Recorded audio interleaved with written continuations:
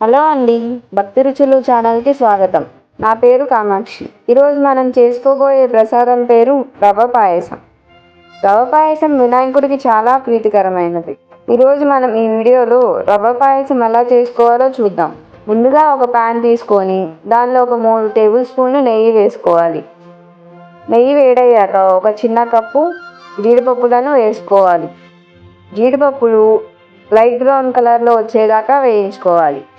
వేగిన జీడిపప్పులను పక్కకి తీసుకోవాలి. అదే ప్యాన్లో ఒక కప్పు బొంబాయి రవ్వను వేసుకోవాలి.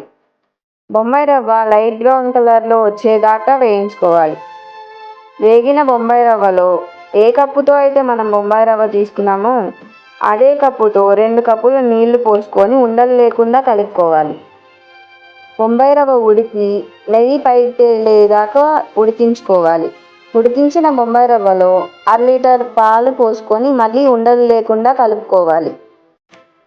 ముందుగా 10 నిమిషాలు నానబెట్టుకున్న చిరంజీని ఆ ఉడికించిన బొంబాయి రవ్వలో వేసుకోవాలి. తర్వాత అదే కప్పుతో ఒక కప్పు షుగర్ని వేసుకొని కలుపుకోవాలి. షుగర్ కరిగాక చిటికెడు కుంకుమ పువ్వు, 1/2 టేబుల్ స్పూన్ ఇలాచీ పౌడర్ వేసుకోవాలి. ఒక 5 నిమిషాలు ఉడికించాలి. ఇలాచీ పౌడర్, కుంకుమ పువ్వు స్వీట్కి మంచి ఫ్లేవర్ని ఇస్తాయి. ముందుగా వేయించి పెట్టుకున్న జీడిపప్పులను, ఒక చిటికెడు పచ్చకర్పూరాన్ని వేసి దింపేసుకోవాలి.